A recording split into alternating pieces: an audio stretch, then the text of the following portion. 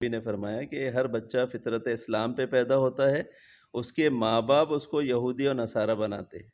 تو اگر ہمارے پاس جو سسٹم ہے، آپ صلی اللہ علیہ وسلم کا دیا ہوا جو نظام ہے، وہ اتنا کمپلیٹ ہے، اتنا مکمل ہے کہ پیدائش سے لے کر، یعنی ماں کی گود سے لے کر قبر کی آغوش تک کوئی ایسا موقع نہیں چھوڑا آپ صلی اللہ علیہ وسلم نے کہ اس بچے کو بہترین وہ دنیا میں ایک اچھا کنٹریبیوٹر بنے، اس کے لیے آپ نے راستہ نہ بتایا۔ کہ آج سے کئی سال پہلے جو ہمارے سامنے جو لوگ ہیں 50 سال 60 سال کی عمر کو پہنچ چکے ہیں، یہ لوگ رمضان کا کافی اہتمام کرتے تھے۔ یہ لوگ آپس میں چاہے عورتیں ہو مرد ہو، گھر کی نوجوان لڑکیاں بھی تک ہے کمپٹیشن لگایا کرتی تھی کہ میں آج 5 پارے پڑھوں گی، آج تم نے کتنے پڑھا، آج میں نے 6 پارے پڑھے۔ اس طرح کے کمپٹیشن ہوتے تھے۔ نفل نمازوں کے متعلق جو ہے کمپٹیشن ہوا کرتے تھے۔ خود حدیث شریف میں آتا ہے کہ ینظر اللہ تعالیٰ الی تنافسکم، کہ اللہ تعالیٰ اس میں تمہارے تنافس کو دیکھتا ہے۔ تو تنافس کسے کہتے ہیں؟ تنافس میں کہتے ہیں کہ عبادت میں ایک دوسرے سے سبقت کو لے۔ ہمارے یہاں رمضان پروجیکٹ کے اندر بڑا اچھا سلسلہ ہمارے پرنسپل صاحب نے شروع کیا۔ اس میں یہ کیا ہے کہ ہم لوگ ایک لنک ڈال رہے ہیں گروپ میں، کلاس گروپ کے اندر، اور بچے وہ لنک کو فل اپ کرتے ہیں۔ اس کے اندر ہم یہ پوچھتے ہیں کہ آپ نے پہلے روزے میں ہر روزانہ کی لنک رہے گی، تو روزانہ بچے یہ فل اپ کریں گے کہ اس دن انہوں نے کتنی نمازیں پڑھی اور کتنے تلاوت کی پارے کی، اور اسی طرح سے روزہ رکھا، اور جو نئے کام کیے ہیں اس کو وہ فل اپ کرتے ہیں۔ اور پورا مہینہ ختم ہونے کے بعد جس کا سب سے زیادہ اسکور آئے گا، بعد میں ہم اس کو اسکورنگ کریں گے، مارکس دیں گے، اور جو سب سے زیادہ ٹاپ کرے گا، یعنی سب سے زیادہ مارکس حاصل کرے گا، تو اس کو انعامات بھی دیں گے۔ آپ دیکھ رہے ہیں BNA 24 اردو نیوز۔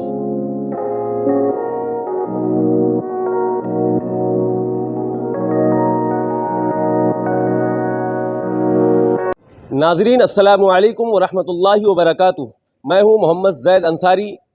آپ دیکھ رہے ہیں BNA 24 Urdu news. BNA 24 Urdu news میں پھر ایک بار آپ کا استقبال ہے۔ ہم اس وقت ناگپور مہاراشٹر میں موجود ہیں۔ ناگپور وہ شہر ہے جسے علم و ادب کا شہر مانا جاتا ہے۔ ہم اس وقت ناگپور کے اردو میڈیم کے ایک ایسے کالج میں ہیں۔ یہ کالج حضرت مولانا ابوالکلام آزاد رحمۃ اللہ علیہ کے نام پر ہے۔ اسے شارٹ زبان میں MAK آزاد ہائی اسکول اور جونیئر کالج کہا جاتا ہے۔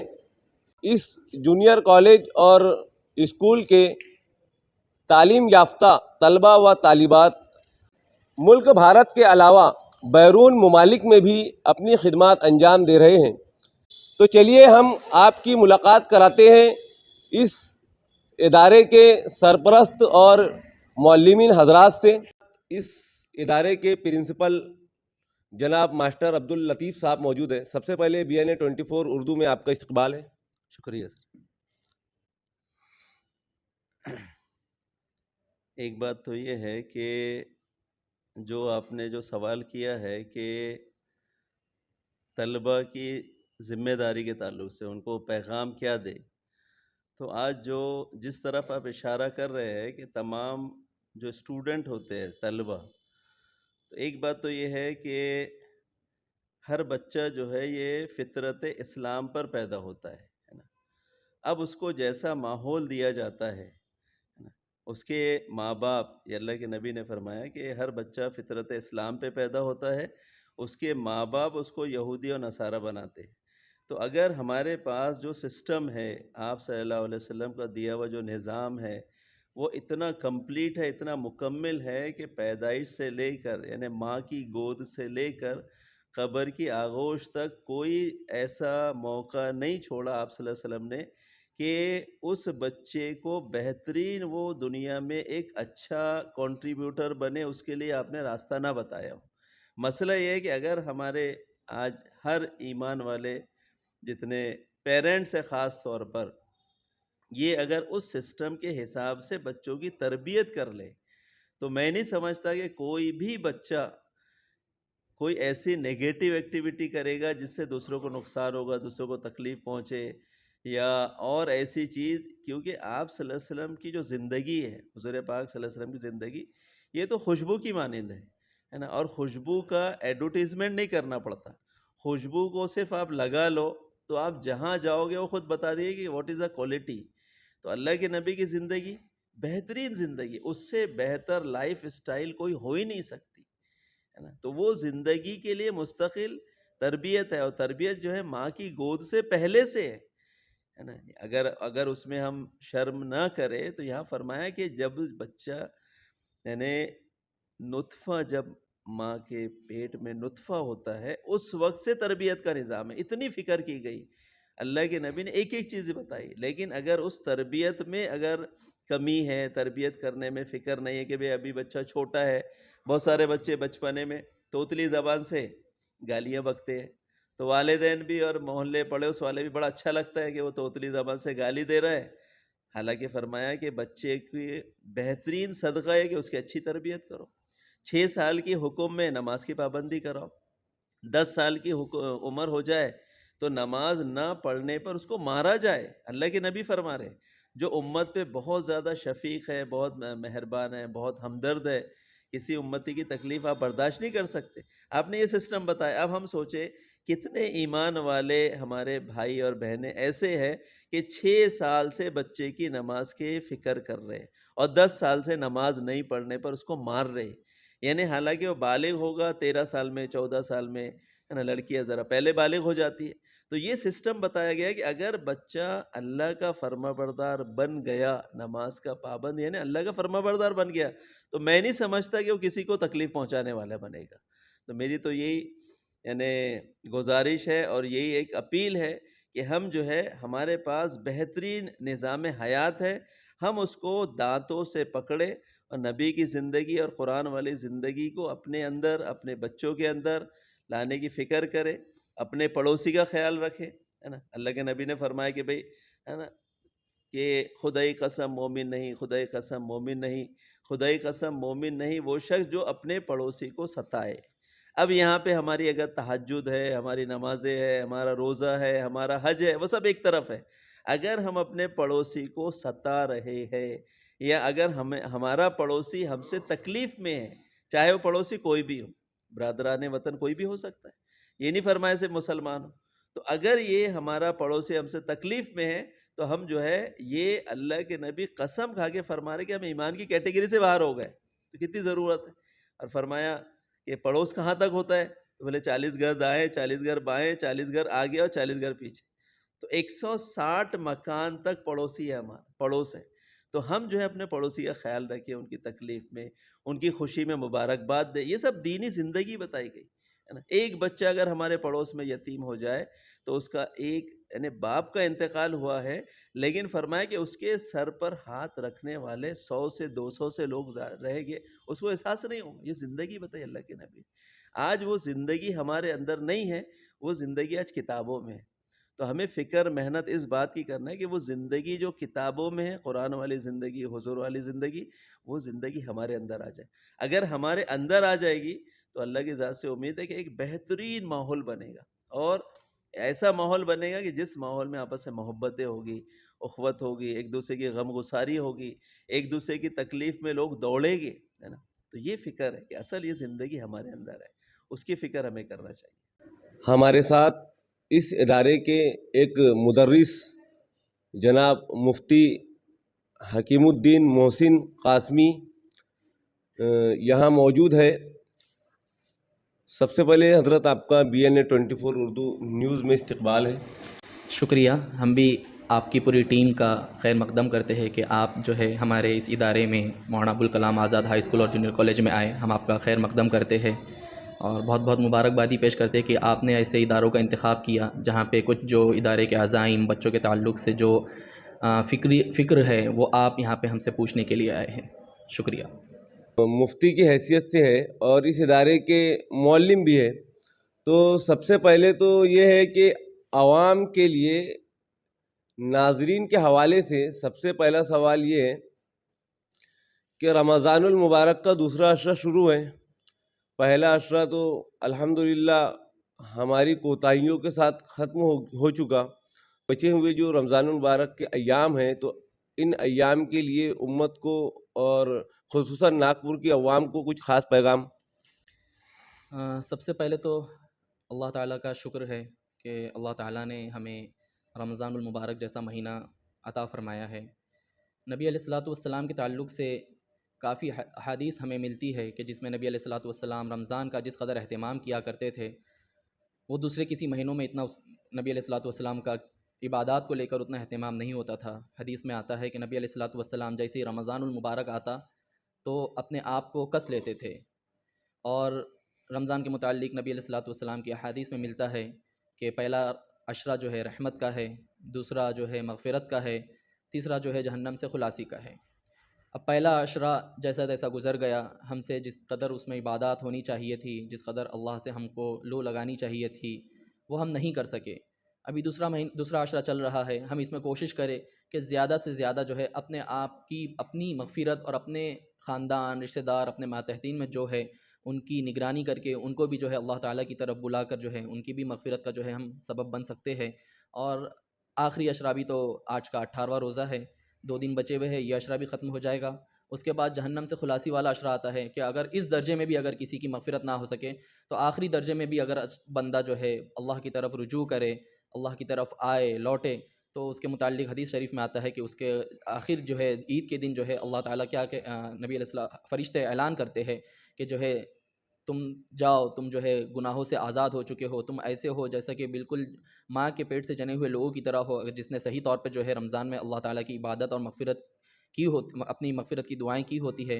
اور نبی علیہ الصلوۃ والسلام کی ایک حدیث مجھے یاد آتی ہے، اس میں نبی علیہ الصلوۃ والسلام نے ایک مرتبہ جمعہ کے خطبے دینے کے لیے جب ممبر پر چڑھ رہے تھے تو اس میں صحابہ نے محسوس کیا کہ نبی علیہ الصلوۃ والسلام آمین کہہ رہے ہیں۔ پہلی سیڑھی پر قدم رکھا تو آمین کہا، دوسری پر قدم رکھا تو آمین کہا، تیسری پر قدم رکھا تو آمین کہا۔ نبی علیہ الصلوۃ والسلام جب خطبہ دے کر فارغ ہوئے تو صحابہ نے عرض کیا، اے اللہ کے نبی صلی اللہ علیہ وسلم، ہم نے سنا کہ آپ آمین کہہ رہے تھے، جب بھی آپ نے قدم رکھا آپ نے آمین کہا۔ تو نبی علیہ الصلوۃ والسلام نے فرمایا، ہاں جبرائیل امین میرے پاس آئے تھے اور انہوں نے پہلی جب میں نے سیڑھی پہ قدم رکھا تو یہ بد دعا کی کہ ہلاک و برباد ہو جائے وہ شخص جس کو اپنے ماں باپ اس بڑھاپے کی حالت میں ملے، یعنی اس کے پاس بڑھاپے کی حالت میں اس کے ماں باپ ہو لیکن وہ ان کی خدمت کر کے جنت کا مستحق نہ بن جائے۔ جب دوسری پر میں نے قدم رکھا تو نبی علیہ الصلوۃ والسلام حضرت جبرائیل علیہ الصلوۃ والسلام نے فرمایا کہ ہلاک و برباد ہو جائے وہ شخص جو رمضان کا مہینہ پائے اور اس کی مغفرت نہ ہو سکے۔ تو بہت ہمارے لیے بہت بڑا المیہ ہے کہ اگر ہم رمضان کا مہینہ پائے اور ہماری مغفرت نہ ہو سکے تو ہم کو اس کی جو ہے رمضان کی اتنی قدر کرنی چاہیے، اتنی قدر کرنی چاہیے کہ ہم کو ایسا لگتا ہے کہ ہم ایک ایک سانس لے اور ایک ایک سانس چھوڑے تو اس میں اللہ ہی ہمارے سامنے موجود رہے اور ہم اپنی مغفرت کرا سکیں۔ یہ ہمارے لیے سب سے بڑی کامیابی کا ذریعہ ہو سکتا ہے۔ مفتی صاحب، طاق راتوں کے حوالے سے کچھ خاص پیغام، کیونکہ دوسرا عشرہ بھی اختتام پر ہے، جی الحمدللہ 18 روزے مکمل ہو چکے ہیں اور 1-2 دنوں میں مطلب تیسرا عشرہ شروع ہو جائے گا، تو طاق راتوں کے حوالے سے کچھ اہم پیغام۔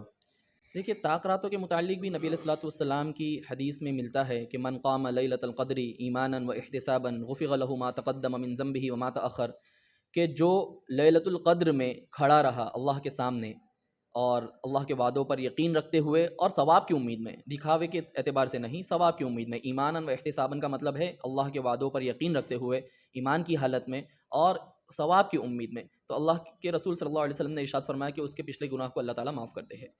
اب ہمیں لیلۃ القدر جو آخری عشرے میں ملتی ہے، کوئی متعین رات تو نہیں ہے، آخری عشرے کی طاق راتوں میں نبی علیہ الصلوۃ والسلام نے فرمایا کہ اس کو تلاش کرو، اور خود مکمل ایک اللہ تعالیٰ نے صورت نازل کی ہے جس کا نام ہے لیلۃ القدر، کہ انا انزلناہ فی لیلۃ القدر وما ادراک ما لیلۃ القدر لیلۃ القدر خیر من الف شہر، کہ اس آیت کے اندر اللہ تعالیٰ ارشاد فرماتا ہے کہ لیلۃ القدر جو ہے 1000 مہینوں سے بڑھ کر ہے۔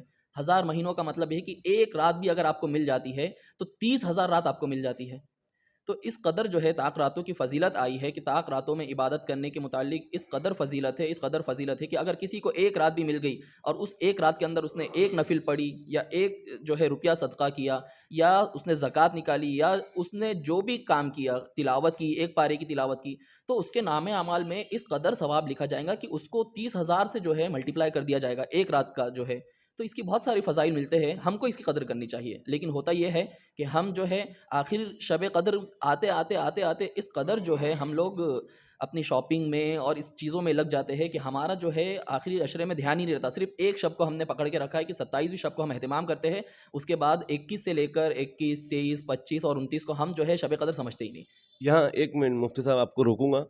یہ بالکل صحیح بات کہی آپ نے. اور ایک چیز میرے ذہن میں آئی کہ پہلے جو ہم اپنے آباء و اجداد کو دیکھتے تھے تو ان چیزوں میں بہت پابند ہوا کرتے تھے, مگر جیسے نئی نسلیں آگے بڑھ رہی ہیں تو بظاہر بہت غفلتی ہونے لگی ہے.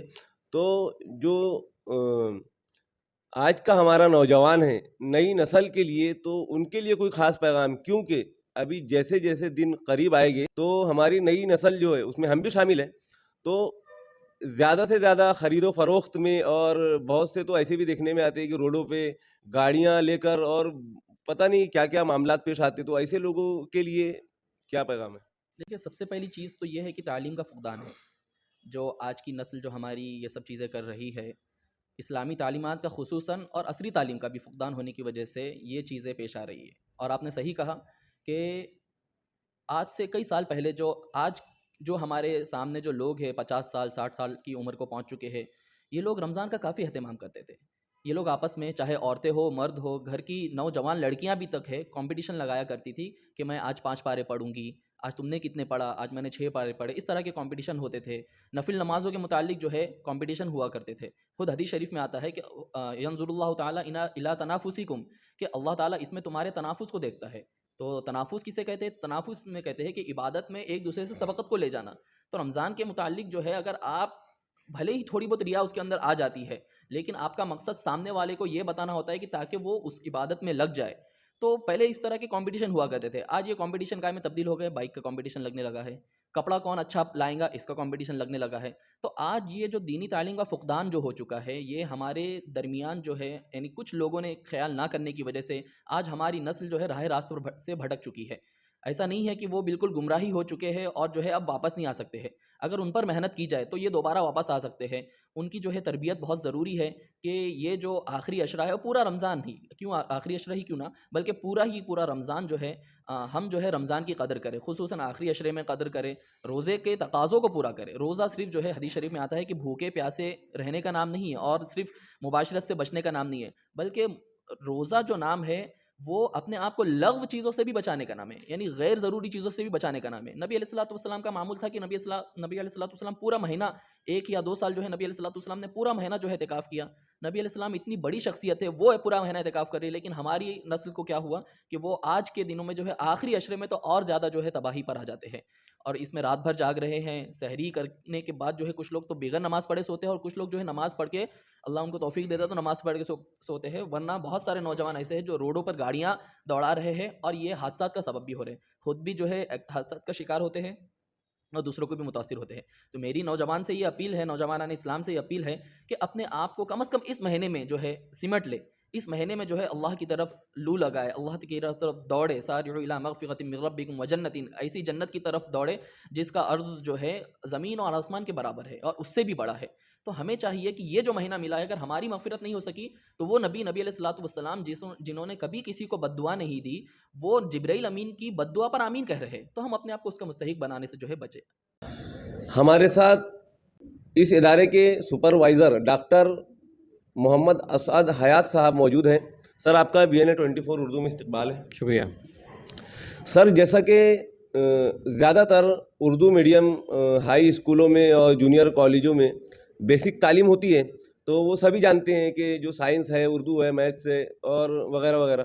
کچھ خاص یعنی کہ دین کے تعلق سے آپ کے ادارے میں کیا نظم ہے؟ جی, دین کے تعلق سے, یا پھر ایسا کہہ لیجیے آپ کے مورل ایجوکیشن ہے نا, ویلیو ایجوکیشن, تو اس کو ملحوظ رکھتے ہوئے ہمارے یہاں پہ بڑا اچھا نظم ہے کہ ہمارے یہاں اس کے لیے کچھ خاص پیریڈ مختص کیے ہوئے ہیں, اور اس میں ہم بچوں کو الگ الگ لیول پر, 5ویں کا الگ سلیبس ہے, 6ٹھی کا الگ, 7ویں 8ویں 9ویں 10ویں کا الگ سلیبس ہے. اس میں ہم بچوں کو حدیثیں اور آداب اور قرآن شریف میں جو سورے ہیں ان کو یاد کرواتے ہیں, اور دعائیں یاد کرواتے ہیں. ایسے ہم نے اس کے 4 سیکشن کیے ہیں. ایک یعنی 5ویں کے اندر 2-3 سورے مخصوص کیے ہیں جو بچوں کو یاد ہو جانا چاہیے. اسی طرح سے 6 کلاس میں بھی, 7 میں 8 میں, اور کچھ دعائیں جو بتدریج بڑھتے چلے جائیں گی، الگ الگ کلاسز میں الگ ہوتے چلے جائیں گی. تو یہ ایک نظم ہمارے یہاں ہے. اس طرح سے بچہ جب 10ویں پاس کر کے یہاں سے نکلے گا تو اس کو بہت ساری صورتیں یاد ہو جائیں گی اور بہت ساری جو دعائیں یاد ہو جائے گی اور بہت سارے جو اخلاقی پہلو ہیں کہ کھانے کے آداب ہیں اور پانی پینے کے اور دیگر کاموں کے جو آداب ہیں وہ بھی ان کو پتہ چل جاتے ہیں اور بہت ساری حدیثیں بھی ان کو یاد ہو جاتی ہیں. ابھی ہمارے یہاں رمضان پروجیکٹ کے اندر بڑا اچھا سلسلہ ہمارے پرنسپل صاحب نے شروع کیا.